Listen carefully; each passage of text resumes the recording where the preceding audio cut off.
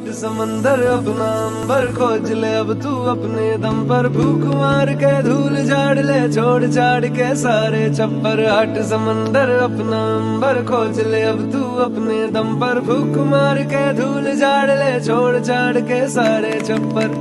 खोल दे पर, खोल दे पर, खोल दे पर, खोल दे पर, खोल दे पर।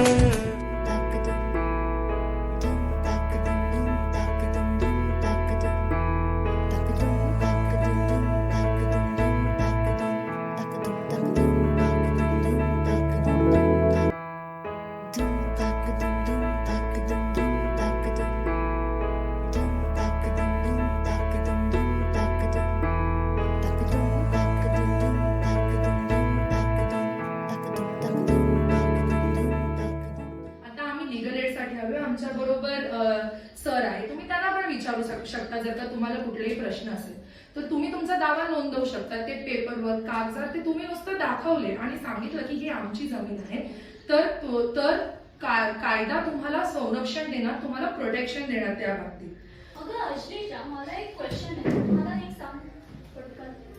ठीक आहे, तू बोलीस, हा बोला, आम्ही गेलो, आम्ही सांगितलं की हा नाही त्यांनी हे केलं आमच्यावर, बरोबर। तर मग फक्त कोणी घेतलं नाही तर कोणी सांगितलं की हा नाही हे तर होतच असतं, कारण हे तर होतच राहिलेलं आहे कधी, बरोबर होतच राहतं लोकांची। तर तसं बघितलं होते तर नाही, तसं बघितलं तर कोणी तुम्हाला नाही बोलू नाही शकत, कारण मी तुम्हाला स्टार्टिंगला सांगितलं हा फारच गंभीर आरोप आहे, फारच गंभीर गुन्हा आहे। तर तरी पण जर का तुम्ही बघितलं की कुठल्याही पोलीस कर्मचाऱ्यांनी तुमचं FIR किंवा तुमचं कंप्लेंट नोंदवून घेतलं नाही तर कुठल्याही एनजीओचा नंबर, हेल्पलाईन नंबर जसे नंबर फार असतात जे तुम्ही त्याची माहिती तुम्ही तुमच्या सरपंचाकडनं पण घेऊ शकता। त्यांना सरळ फोन करायचा। आम्ही जसे लिगल एडचे आहोत तसे मोठे मोठे एनजीओ लिगल एड्स पण असतात, त्याला फोन करायचं, तुमच्या डिस्ट्रिक्ट कलेक्टरकडे जायचं। आणि मला माहिती आहे की हे होतं, बट त्याच्यासाठी वेगळे वेगळे रस्ते, वेगळे वेगळे काय म्हणतात सोल्युशन दिलेले आहेत जे तुम्ही घेऊ शकता, जे तुम्ही वापरू शकता। बरं बरं बरं, ठीक आहे ठीक आहे। आणि आता मला सांग की जर मी स्वतःनी माझं लँड दिली, माझी जमीन आहे, ठीक आहे, मला माहिती आहे माझा हक्क आहे त्याच्यावरती, पण मला पैसे हवे आहेत, मला लागतील, कारण नाही आहेत माझ्याकडे पैसे, मी दिली ती लँड आणि मग मी माझे जे मला पाहिजे तुमच्यापैकी कोणी तुमचे परिवाराचे कोणी हे सगळे योजनामध्ये भाग घेणार? म्हणजे मला नाही वाटत की कोणाला नाही घ्यायला पाहिजे, एक सर्वांना घ्यायला पाहिजे, कारण सर्वांनी इन्कम टॅक्स भरलेला आहे, सर्व त्यांचे काम करतायत सरकाराच्या खिलाफ, तर तुमचे जे हक्क आहेत ते हक्क तुमचेच आहेत आणि तुम्ही नाही घेतले तर कोणी अजून घेणार, आणि ते कोणी अजून म्हणजे माहित नाही ते कुठे लाईक ते करप्शन होतं, काही पण होतं, याच्यापेक्षा तुम्हाला तुमच्या हक्काचे पैसे घ्यायलाच पाहिजे सर्वांना। तर काय मग छान असेल।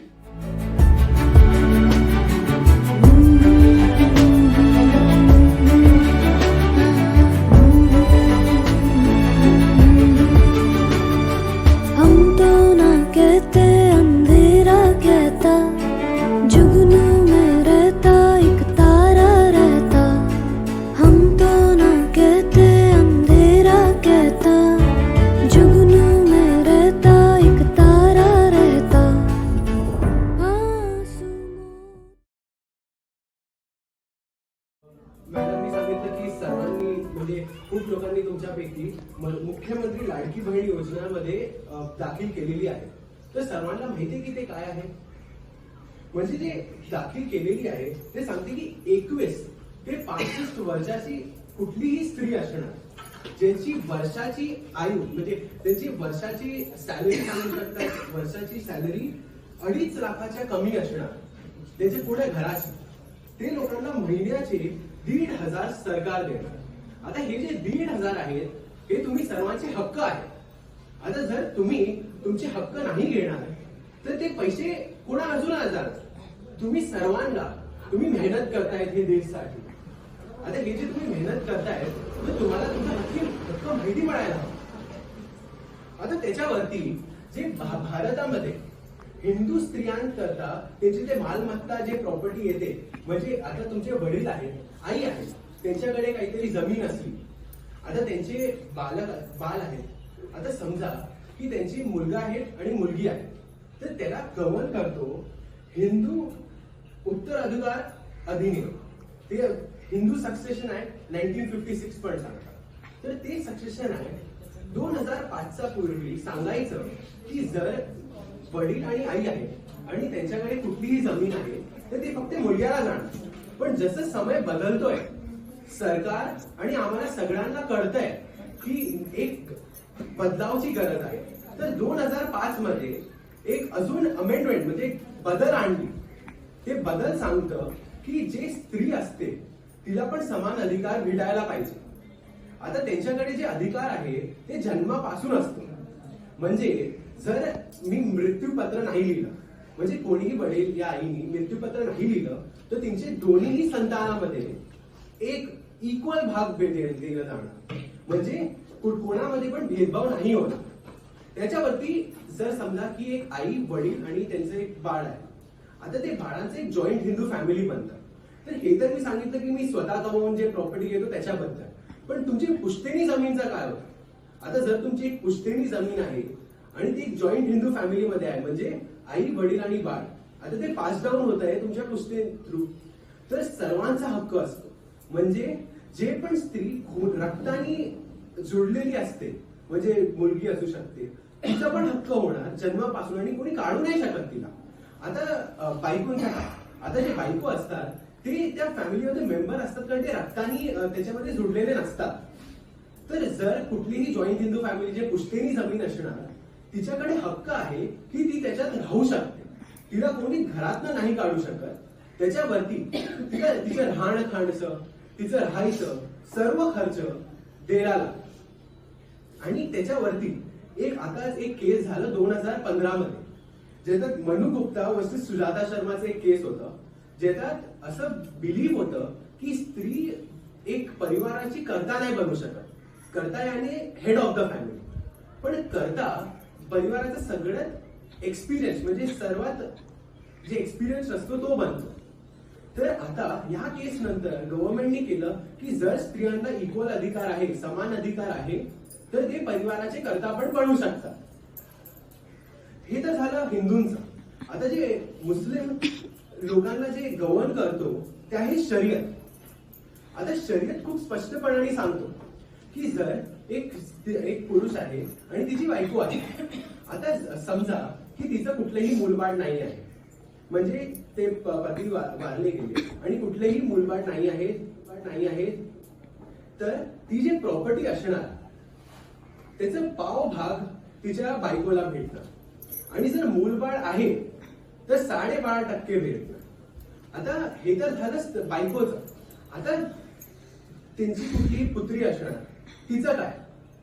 तर मुस्लिम लॉ प्रमाणे एक पुत्री आणि पुत्रामध्ये अंतर असणार की जे पण मुलगी असणार तिला अर्धा भाग भेटणार मुलग्याप्रमाणे. म्हणजे मुलग्याला जर 1 मिळतंय तर अर्ध भेटणार मुस्लिम लॉ प्रमाणे, आणि हिंदू लॉ प्रमाणे दोघांना एकच रीत मिळणार, म्हणजे सगळ्यांना समान हक्क मिळणार. त्याच्यावरती आता हे तर झाले मुसलमान आणि हिंदूंचं. आता जे ख्रिश्चन आणि जे पारसी आहेत त्यांना इंडियन सक्सेशन ऍक्ट गव्हर्न करतं, म्हणजे भारतीय उत्तराधिकार अधिनियम. ते सांगतं की त्यांच्या ह्याच्यात पण स्पष्टपैकी लिहिलेलं आहे की आम्ही भेदभाव नाही करतो आणि सर्वांना एक समान भाग मिळणार. आता ह्याच्यानंतर सर्वात महत्वाची गोष्ट आहे की आम्ही सर्वांना माहिती असायला पाहिजे की हुंडा आणि स्त्रीधनचा फरक काय आहे. आता स्त्रीधन दरेक स्त्रीचा हक्क असतो. ते हक्क कोणी तिच्याकडून घेऊ नाही शकत. स्त्रीधन तिला तिच्या वडिलांकडनं मिळू शकतं, आईकडून मिळू शकतं, त्याच्या नवऱ्याकडून पण मिळू शकतं आणि सासू सासऱ्यांकडून पण मिळू शकतं.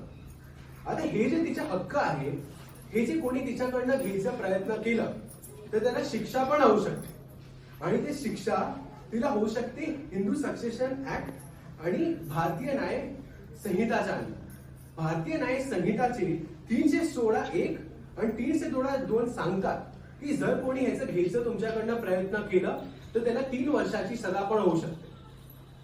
ह्याच्यावरती एक कुटुंबच्या हिंसा झाली, म्हणजे महिलांच्या विरुद्ध काही पण झालं तर त्याचं एक संरक्षणचं कायदा आहे. ते कायदा सांगतो की जर कुठल्याही महिन्यावर हात उचललं गेलं तर ती जाऊ शकते, तक्रार पण करू शकतात आणि त्याच्यासाठी खूप योजनाही काढली आहेत की तुम्ही जा आणि तुम्हाला मदत भेटणार. आता सगळ्यांना हक्क आहे की ते समान अधिकाराने जीवावं. कोणाला पण आता जसं सदी जाते सर्वांना शिक्षा भेटावी, म्हणजे भेटली पाहिजे, सगळ्यांना धन मिळायला पाहिजे, राहायला जागा हवी. आता एक हुंडा आता सरकारांनी बंद केले. हुंडा कोणीही देऊ पण नाही शकत, घेऊ पण नाही शकत. आणि कोणी हुंडा घ्यायची कोशिश केली, या द्यायची कोशिश केली तर दोघांनाही शिक्षा होऊ शकते. ह्याच्यावरती हुंडा प्रतिबंध अधिनियम काढलेला गेला. ते अधिनियम सगळे नियम सांगतात, सगळे सांगतात की काय चालणार काय नाही चालणार. त्याच्यावरती जे मुस्लिम लॉला जास्त गव्हर्न करतो एक असं ऍक्ट आहे. ते ऍक्ट आहे 125, जे आमचं जुनं IPC होतं आणि जे नवं आहे त्याच्यात 147 ते आहे आमचं नवं भारतीय नागरिक सुरक्षा संहिता. ते सांगतं की सगळ्यांना मेंटेनन्सचं एकच राईट आहे, म्हणजे त्याचा हक्क आहे. म्हणजे जे पण स्त्री घरात राहते तिला स्वतःसाठी मेंटेनन्स म्हणजे खाण्यापिण्याचे पैसे तर हवे आणि ते मिळायला पाहिजे.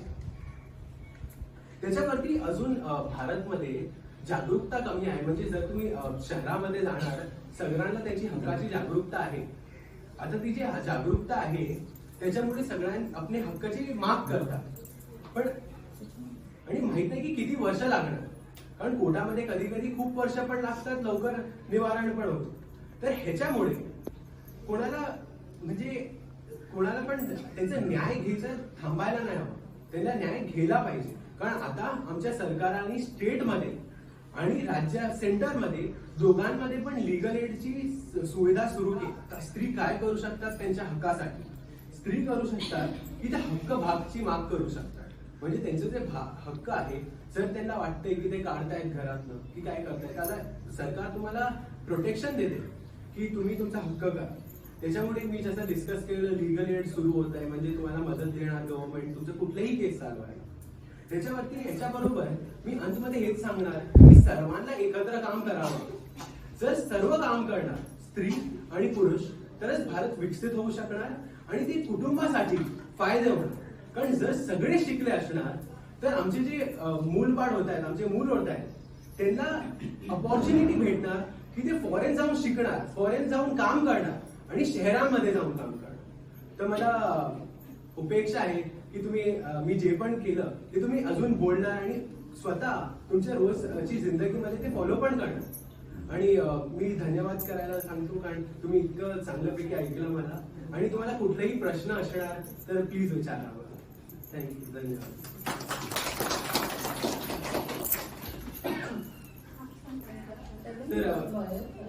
तर आमच्याकडे एक वकील आहे, प्रिया आहे, आणि तुम्हाला कुठलाही प्रश्न असणार विचारा, ते तुमची मदत करू शकतात. कारण जर ते नाही तर तुम्हाला अजून सुविधा मिळायची अवघड आहे. तर आता हे जे सुविधा आहे त्यांना तुम्ही वापर करा आणि विचारा त्यांना जर तुम्हाला काही पण विचारायचे. तसं जर आम्हाला माहिती की तुमची कमिटी बनलेली आहे पंचायतमध्ये ज्याच्यात तुम्ही सांगू शकता. पण हे एक सोपं वे असणार की तुम्ही ऍटलीस्ट तुमच्या समस्याचं निवारण करू शकता. तर आहे का कोणाकडे काही पण प्रश्न त्या काही पण? माझा एक प्रश्न आहे सरांना की महिला प्रॉपर्टी राईट मध्ये हिंदी मराठी चालेल? ओके. सो मालकी हक्क, घर मालकी, हाऊस ओनरशिप, तो मुद्दा ओव्हरऑल इंडियामध्ये प्रॉपर्टी राईटमध्ये कसा बघितला जातो आय डोंट नो. बट आम्ही आमच्या ग्रामपंचायतीमध्ये 14 ऑक्टोबरला डॉक्टर बाबासाहेब आंबेडकर जयंतीच्या दिवशी हा प्रयोग केलेला आहे की ग्रामपंचायतीतली जेवढी घरं आहेत किंवा घरपट्ट्या आहेत त्या महिलेबरोबर पुरुषाचं नाव घरपट्टीला असतं तर त्या महिलेचंही नाव त्या घरपट्टीवर आलं पाहिजे. बट अवेअरनेस किती आहे हा माझा खरं तर प्रश्न आहे. प्रॉपर्टीबाबत आजही मी जर मुलगी असते तर मी माझ्या फॅमिलीकडे प्रॉपर्टी मागणं तो गुन्हा किंवा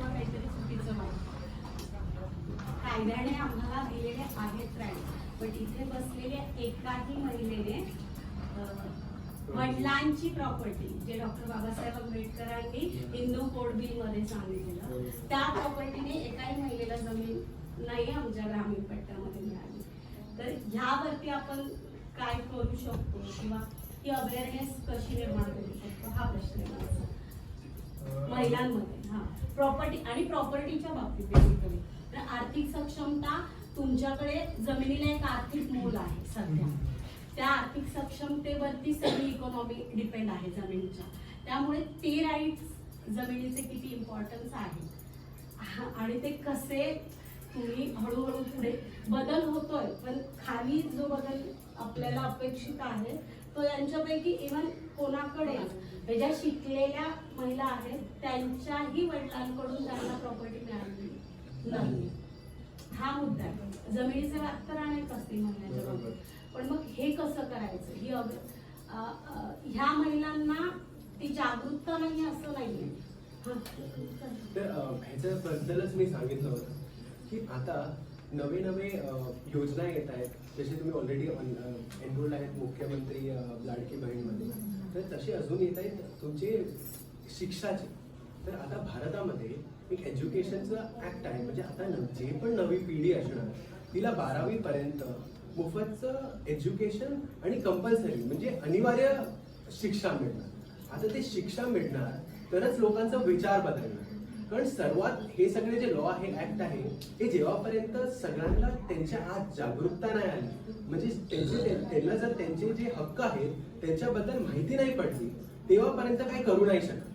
कारण जे सरकार असणार ते ऍक्ट आणू शकतात पण ते विचार जे बदलायचे ते विचार जे करायचे आम्हाला आमच्या फेवरमध्ये आम्हाला आमच्या हक्कासाठी लढायचे ते फक्त आम्ही स्वतः करू शकतात. तर आता सगळे एकजूट होऊन म्हणजे असं नाहीये की आता जे तुमची जमिनी जे गेली आहे ते परत नाही मिळू शकत. तुम्ही तुमचे जे हक्क आहे ते अजून पण करू शकता.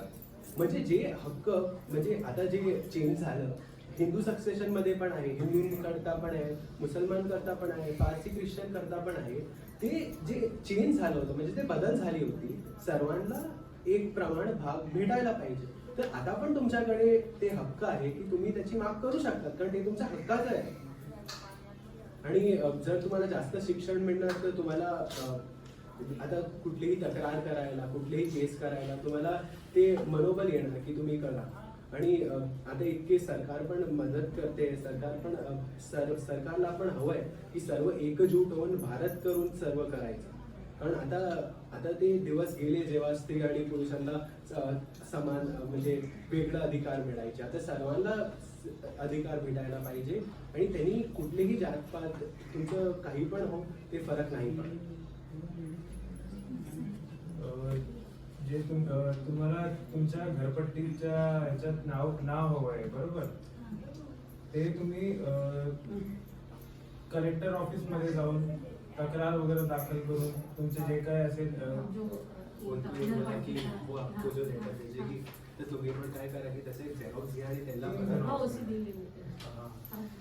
झेरॉक्स काढा आणि त्यांना पण द्या की त्यांच्याकडे पण ते असणार की त्यांनी आज सबमिट केलं आणि त्यांनी अजून पोलिसमध्ये तक्रार नाही केलेली तर ते पहिलं तर त्यांना ते पण करावं लागलं प्रूफ करायला की त्यांनी तक्रार त्यांनी त्यांच्याकडून सर्व केलं. तक्रार इसके लिए कि वो उनको आके जो धमकी वगैरह दे रहे हैं ना वो फॉरेस्ट डिपार्टमेंट वाले उनके लिए वो हम लोग ना वन हाउस का दावे पता होगा आपको ट्राइबल कम्युनिटी 35 ईयर्स से अगर वो जमीन पे रह रहे तो उनके राइट्स तो उस हिसाब से उसके ऊपर दावा कर सकती है. वो जाएगा तालुका से डिस्ट्रिक्ट पे उसको मंजूरी मिलेगी फिर वापस उनको वो जमीन अलाउ हो जाती है. अगर वो जमीन पे घर है या जमीन खेती जो भी कर रहे हैं तो उसके लिए हम ट्राई कर रहे हैं. अगर वो हो पाता है त्यांच्याकडे जे आधार कार्ड डॉक्युमेंट्स असणार तर ते डॉक्युमेंट्स त्याचं पण झेरॉक्स करून तक्रार करू शकता. सांगायला की आम्ही हटलोय खूप की इलेक्ट्रिसिटीचे जे बिल असतात ते पण ते लोक मागतात. इलेक्ट्रिसिटी बिल खूपच महत्वाचे असतात की तुम्ही ह्याच्यावर फॉरेस्ट किती डिपार्टमेंटला त्यांनी साबूत होतं की तुम्ही तिथे राहत होते नाहीतर ते विचारणार की तुम्ही नाही राहत.